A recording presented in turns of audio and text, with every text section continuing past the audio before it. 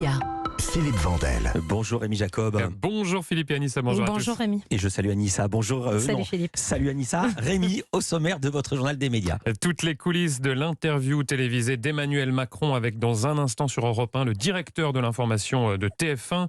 Également la langue des signes qui n'est pas assez visible sur le petit écran. Et puis un invité très étonnant ce soir dans Top Chef. Mais d'abord, on commence comme chaque matin par les audiences qu'ont regardé les Français hier soir à la télé.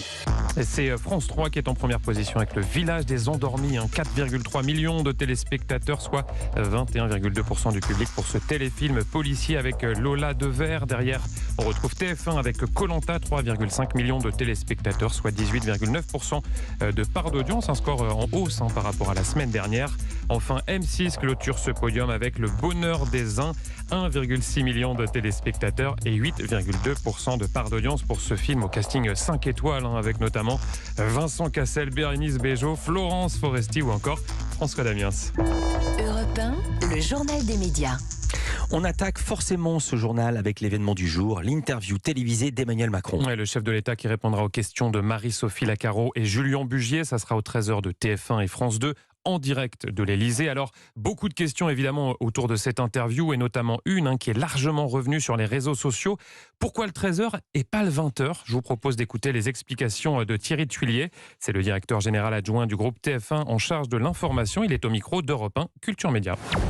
On a compris que du côté de l'Élysée, il y avait un problème d'agenda. Hier mardi, il y avait toute une série d'entretiens institutionnels qui se sont terminés d'ailleurs par la réception des parlementaires à l'Élysée à 20h. Donc impossible de faire cette interview pendant le 20h. Vous avez le déplacement du chef de l'État jeudi et vendredi à Bruxelles. Donc c'était très compliqué de trouver un créneau à 20h. Surtout que je pense que le président ne voulait pas être trop près, donc le mercredi 20h, de la mobilisation de la journée de grève et d'action des syndicats.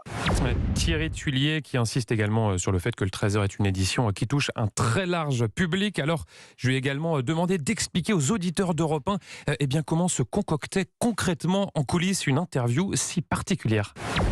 Hier après-midi, mardi, nous avons réuni le patron du service politique, le rédacteur en chef du 13h et Fabien Damiens, qui est le patron de la chaîne LCI, pour, avec Marie-Sophie, commencer à lister les thèmes et les questions. Dans la foulée, on a ce qu'on appelle une réunion de production pour la réalisation. Et dans la foulée aussi, nous avons travaillé avec nos confrères de France Télévisions pour joindre nos questions, parce qu'il faut qu'on travaille sur un document commun. Il est hors de question d'avoir nos questions d'un côté, les leurs de l'autre, sinon ce n'est pas possible, ça se verrait beaucoup, les téléspectateurs n'y trouveraient pas leur compte.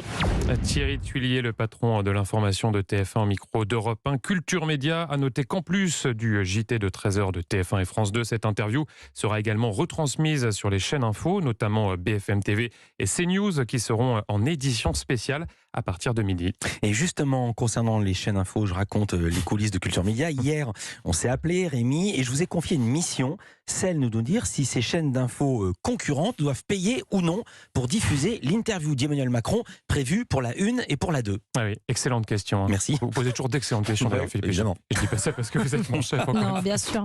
Et la réponse est oui à cette question. Effectivement, elles doivent payer une somme et elles doivent s'acquitter plus précisément d'une participation, une quote-part aux frais de production. Mais en échange, elles peuvent donc diffuser le signal sans décalage, ça c'est important, en temps réel sur leur antenne.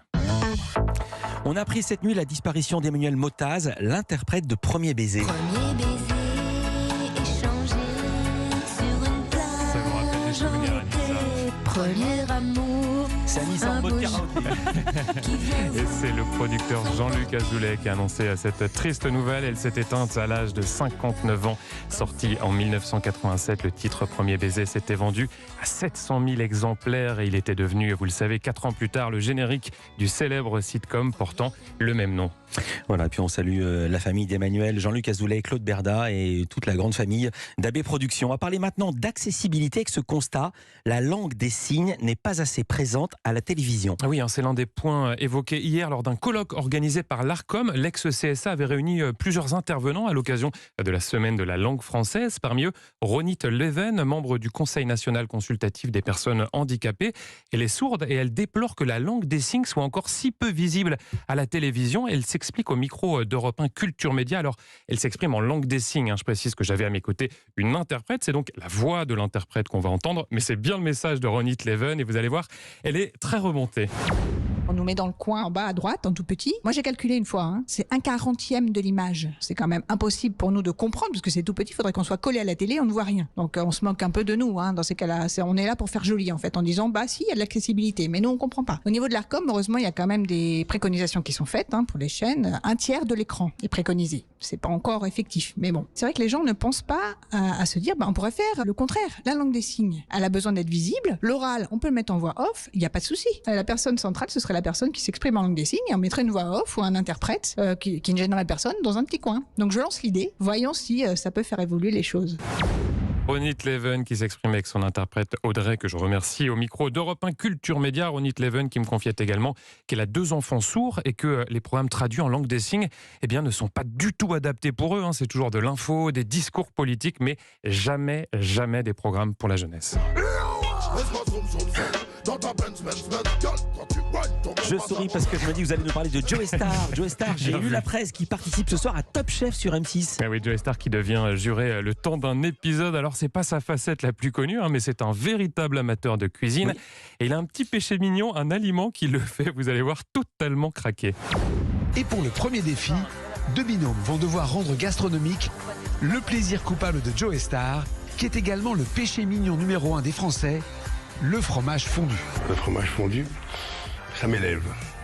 L'odeur, le crépitement, c'est autant olfactif que visuel.